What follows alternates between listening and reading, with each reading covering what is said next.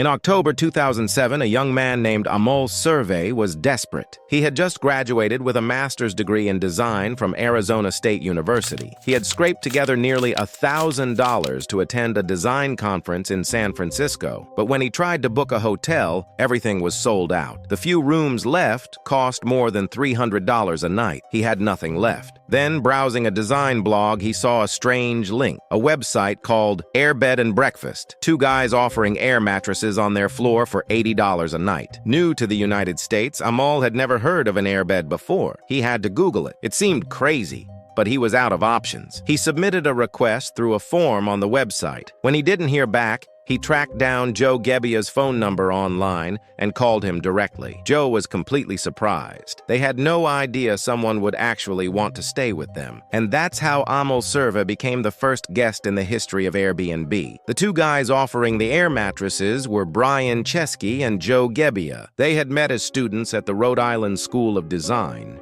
Two young artists who believed they could build something meaningful. Brian grew up in Niskayuna, a small town in upstate New York. His parents, Robert and Deborah, were both social workers. They didn't have much money, but they taught their sons something more valuable: empathy, how to see the world through other people's eyes. As a kid, Brian loved to draw. He would redesign his toys, sketch new versions of Nike sneakers. He dreamed of being an artist like Walt Disney or a designer like Charles Eames. His high school yearbook quote said, "I'm sure I'll amount to nothing." He thought it was funny. His dad didn't. After college, Brian and Joe moved to San Francisco together. The city was expensive, jobs were scarce, and by October 2007, they couldn't pay their rent. $1,150, due in a week. Brian had $1,000 in his bank account. They were about to lose everything. Then Joe noticed something. A design conference was coming to town. Hotels were sold out, and he had an idea. A crazy, desperate, probably won't work idea. What if they bought some air mattresses and rented them out to conference attendees? Brian thought it was insane, but they had nothing to lose. They scraped together enough money for 3 air mattresses. They built a simple website.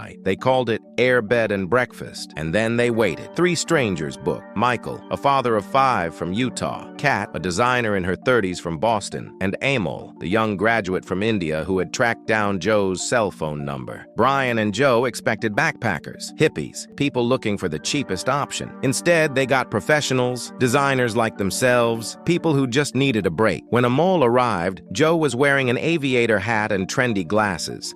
He gave Amol a tour of their small apartment on Rausch Street. That night, Brian and Joe were working on a pitch deck for their new idea. They asked Amol if he wanted to help. Within hours of arriving, a stranger was brainstorming with 2 guys he'd never met, helping them build the foundation of what would become a $100 billion company. They didn't just rent him a bed. They took him to the Ferry Building for his first farmer's market. They showed him hole-in-the-wall Mexican restaurants in the Mission. On his last day, Brian drove him to Stanford so he could catch a lecture at the design school. Years later, Amol wrote, "It's amazing how one trip can have such an impact on your life." The guests arrived as strangers. They left as friends. And Brian and Joe realized maybe there was something bigger here. In February 2008, they brought in Nathan Blecharczyk, a Harvard computer science graduate, to build a real platform. But even before the official launch, on June 26, 2008, a friend introduced them to 7 prominent Silicon Valley investors. They asked for $150,000 for 10% of the company. 5 rejected them. 2 didn't even reply. One said the market did not seem large enough. Another met them at a cafe, listened to their pitch, and walked out in the middle of the meeting. He never came back. He didn't even finish his drink. On August 11th, 2008, they launched their website anyway. Their timing couldn't have been worse. The stock market was crashing. The Great Recession was beginning, and they were asking people to trust complete strangers with their homes. By now, Brian and Joe were each $20,000 in credit card debt. Brian called this period the trough of sorrows, that long, dark stretch where nothing works and the world tells you to give up. They needed money. They needed a miracle. Instead, they made cereal. The 2008 presidential election was everywhere. Obama versus McCain. Everyone was paying attention. Brian and Joe were designers. So they designed something. Custom cereal boxes, Obama O's, the breakfast of change, Captain McCain's, a maverick in every bite. They bought generic cereal in bulk. They designed and printed the boxes themselves. They folded and glued each one by hand at their kitchen table. Brian later joked, "Mark Zuckerberg never had to hot glue anything at Facebook, So maybe this was a bad sign, but they kept gluing night after night. They sold each box for $40, and somehow it worked. The cereal went viral. They sold over 1,000 boxes. Total revenue, $30,000. It wasn't much, but it was enough to survive. Paul Graham, co-founder of Y Combinator, one of Silicon Valley's most respected startup accelerators, heard about the cereal stunt. He wasn't impressed by the cereal, he was impressed by the hustle. He told the founders, if you can convince people to pay $40 for a $4 box of cereal, maybe, just maybe, you can convince strangers to live with each other. In January 2009, Airbnb was accepted into Y Combinator. They received $20,000 for 6% of the company. Y Combinator called their batch the Cockroach Class because they were building companies in the worst recession in decades. The only way to survive was to become unkillable. The founders taped a goal to their bathroom mirror, $4,000 a month. That was ramen profitability, enough to pay rent and eat ramen noodles, nothing more. After Y Combinator, they flew to New York with almost no money. They went door to door, meeting hosts, photographing apartments. They discovered something simple. The photos were terrible,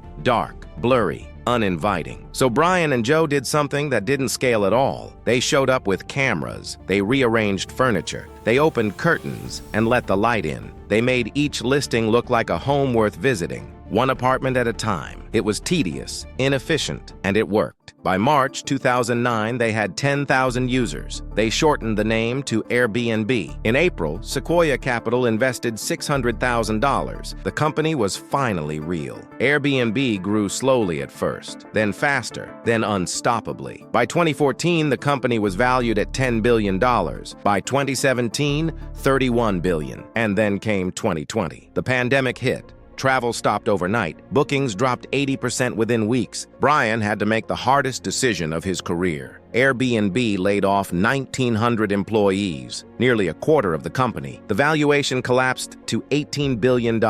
Headlines declared Airbnb was finished, but then something shifted. People didn't want hotels anymore. They wanted isolation, cabins in the woods, beach houses, remote escapes, and Airbnb had exactly what the world needed. On December 10th, 2020, Airbnb went public. The stock was priced at $68 per share. It opened at $146, more than double. The company was valued at $100 billion, more than Marriott and Hilton combined. The three founders, who couldn't pay rent 13 years earlier, were now billionaires. On the day of the IPO, Brian Chesky's stake alone was worth over $11 billion. Joe Gebbia, billions. Nathan Blecharczyk, the quiet engineer who built the platform, billions. Remember those 7 investors who said no? They were offered 10% of the company for $150,000. At the IPO, that 10% would have been worth over $10 billion. All they had to do was believe in 3 guys with air mattresses and a dream. When Brian first told his mother he was starting a company, she said, "You're not an entrepreneur, you're unemployed." She wasn't wrong. At the time, his parents were social workers. They wanted stability for their son, health insurance, a paycheck, not air mattresses and cereal boxes. But here's what they didn't see. Everything Brian learned about empathy, about seeing the world through other people's eyes, came from watching them. And that's exactly what Airbnb was built on. The belief that strangers could trust each other, that a guest could become a friend, that a home could be shared with someone you've never met. Amol Surva, the first guest who slept on that air mattress in 2007. What began as a desperate booking became a lifelong friendship. That's the real story of Airbnb. Not the valuation, not the stock price, not the billion-dollar IPO. It's the connection, a company built on the radical idea that people are fundamentally good. When you can't pay rent, you'll try anything. And sometimes, anything turns into everything. 3 air mattresses, $30,000 in cereal, $100 billion company. The lesson isn't about hospitality or technology. It's about what happens when you refuse to quit, when you believe in something bigger than yourself. Brian's high school yearbook said he'd amount to nothing. He was wrong about that, but only because he was willing to look foolish first. Remember, every fortune has a story, and every story has a lesson. What other money stories should we cover? Drop your suggestions in the comments. And if you enjoyed this story, please hit that like button and subscribe. Until next time.